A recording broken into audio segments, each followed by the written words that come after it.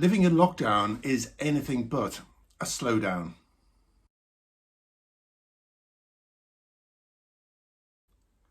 I'm Steve McCabe, cognitive hypnotherapist, and today I'd like to share some of my thoughts around how things have been going for most of us during this very, very difficult time. I think it's fair to say that we're all fatigued with well-meaning advice, how to cope better, how to try different things. I had an email this week from a friend who works in the IT industry, and her biggest challenge is working from home, as indeed most of us are having to do. And when she explained that the trick of trying to cope with the volume of information that she needs to cover in her daily job presents this challenge, because clearly we need an end to the working day and a start of relaxation. I'll come back to that in a second, because environment is everything as well, and that's what I'd like to talk about shortly.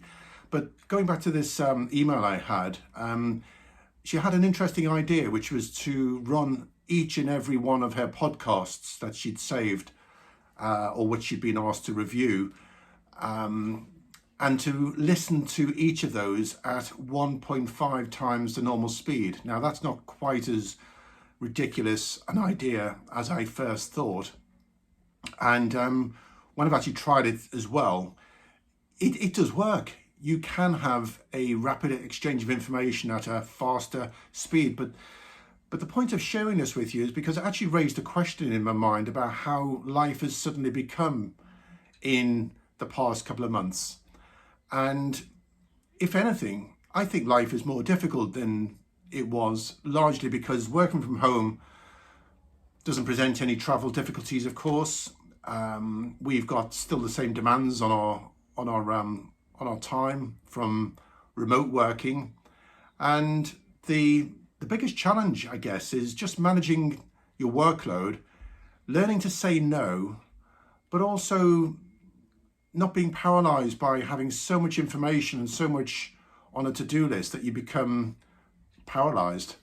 So I thought today I'd just share one idea which works for me, and it's largely around having a practical approach to work. So it's very much around, I call it visual pollution, but removing anything and everything that relates to the day job out of sight once the day job is finished.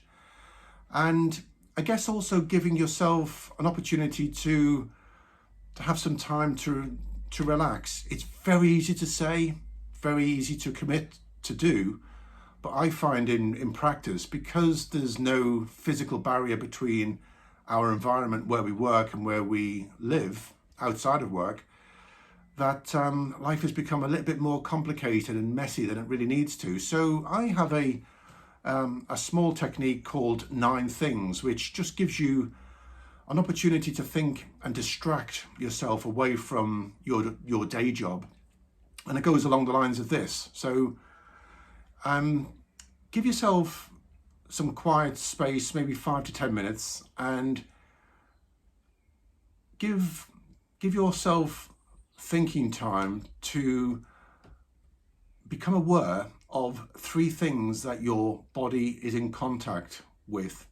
Perhaps now as you're watching this. So whether it's the feeling of your feet on the floor, the chair or bed that you're supported in, or perhaps where your arms are resting, and just become aware of each of those 3 different sensations or feelings that your body's in contact with. Next, think about or become aware of 3 things that you can hear.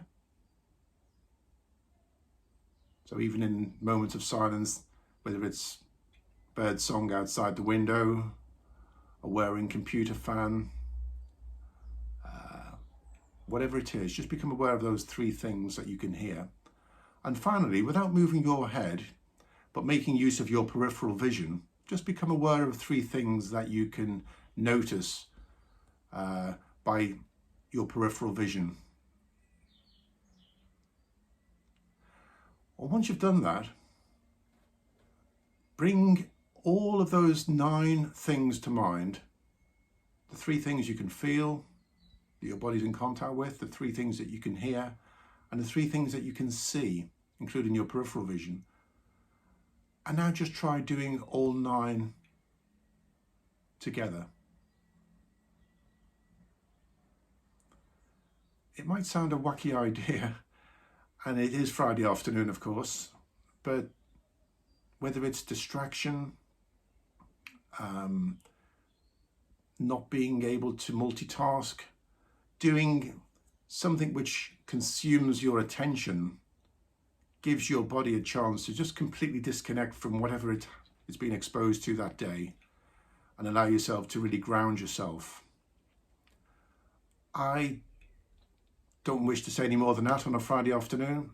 I think we're all very overloaded with well-meaning emails from Sainsbury's chief executives, from colleagues of mine, all well-meaning, offering advice for minimizing anxiety, etc. All fantastic stuff. But we are getting to the point where we're starting to lose the ability to cope with coping.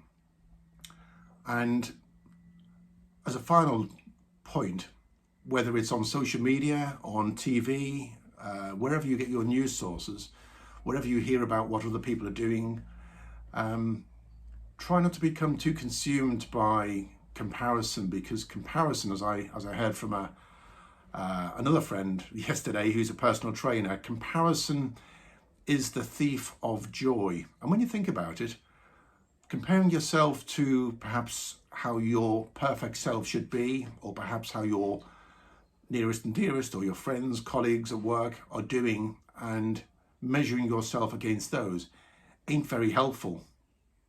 So easy to say, don't do that. At least become aware that you're doing that, and just notice perhaps time when not comparing yourself to others is a different place to be. I hope you've had a great week, as difficult as things are at the moment. Keep safe, look after yourself, and hopefully we'll catch you up in the near future. Enjoy the weekend. Bye for now.